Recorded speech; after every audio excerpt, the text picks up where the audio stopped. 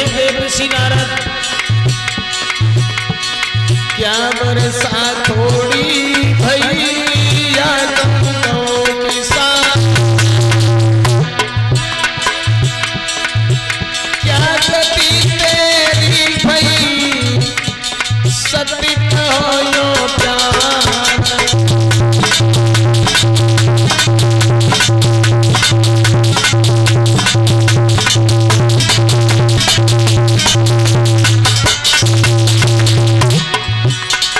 सुनीति वचन सुनकर के देव ऋषि नारद के कहने लगी बाबा जी, अरे ना बरसा थोड़ी भई नहीं गंगों के साथ, खेत बीज जोड़त नहीं सुनिए संत सुजान।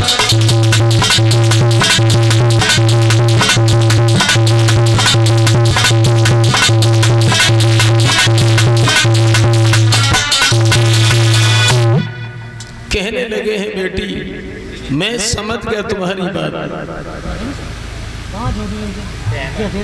सुनीति कहने लगी महाराज मैं क्या करूं, मेरे पति का मेरा जो साथ था वो भी छूट गया।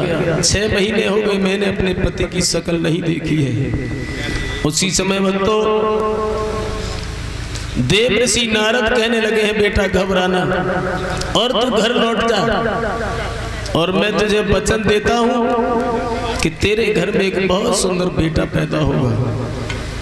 महारानी सुनीति कहने लगी बाबा बेटा, अरे 6 महीना हो गए मैंने अपने पति की सूरत नहीं देखी और तुम कहते हो तेरे घर में एक पुत्र पैदा होगा। नारद कहने लगे हे लड़की,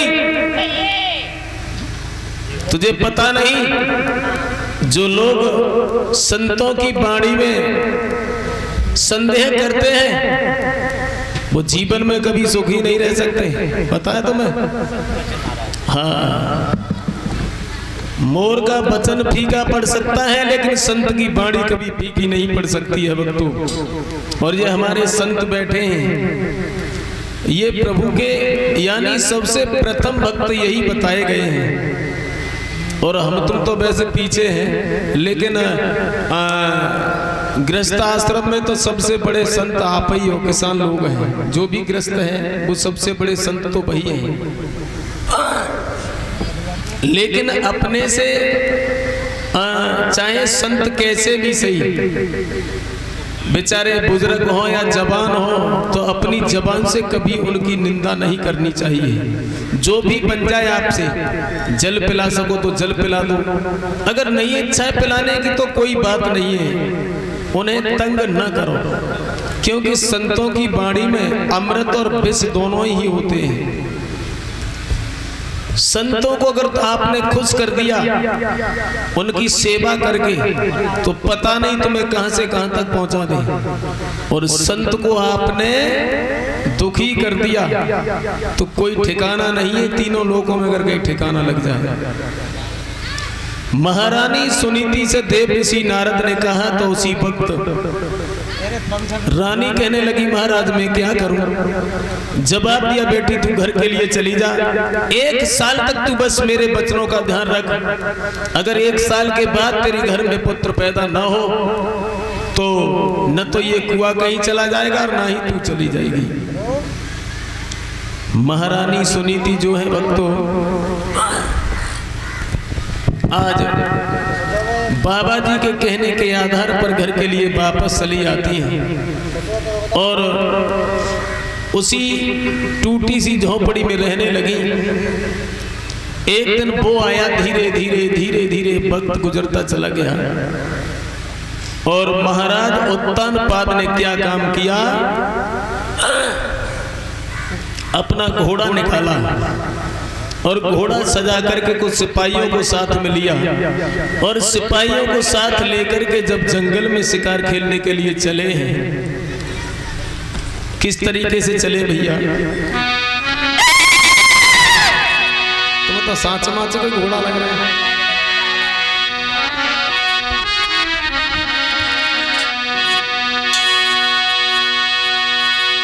घोड़ा लो सजमाई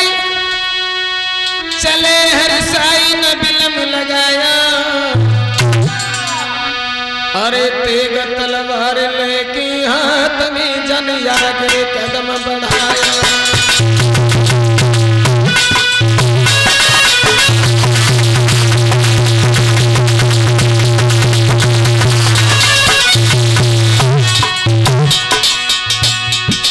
महाराज उत्तान पर घोड़ा पर सवार हुए हैं, सिपाहियों को भी साथ में लिया है। एक घोड़ा लो सजमाई ने फिर कदम बढ़ाया, कदम बढ़ाया। एक कदम जब आना फंसा, एक कदम लाना जब फंसा।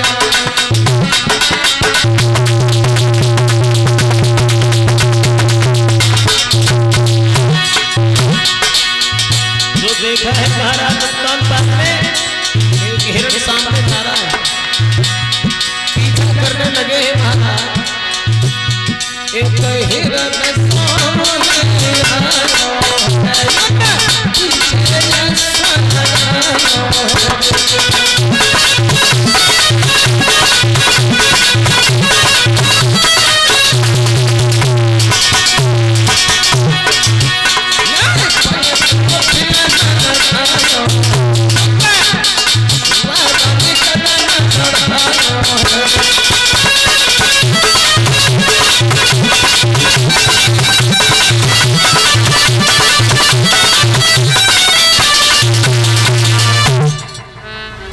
पल्ले ही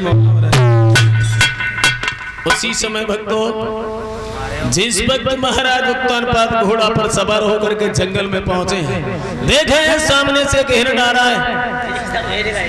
वैसे ही उन्होंने अपने अश्व को उस हिरण के पीछे डाल दिया, तरकस से एक बाण निकाला और हाथ में धनुष को उठाया। निशाना साधते साधते साधते साधते पूरा दिन हो गया उसके पीछे भागते भागते, लेकिन वो हिरण हाथ में नहीं आया। मामा मारीच की तरह से गायब हो जाता है, दिखाई देने लगता है।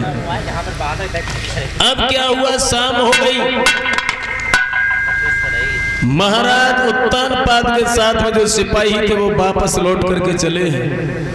देखते रहे, पहले तो नहीं मिले, अंत में सिपाही वापस घर के लिए चले आए। और महाराज उत्तान पाद जंगल में भटक रहे हैं अंधेरी रात में भक्तों।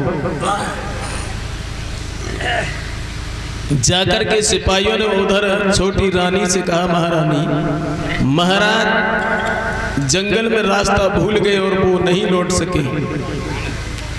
सोरची कहने लगी, तुम बड़े बुज़दिल हो। अरे मेरे पति क्या कोई कायर थोड़ी ना है जो तुम यहाँ पर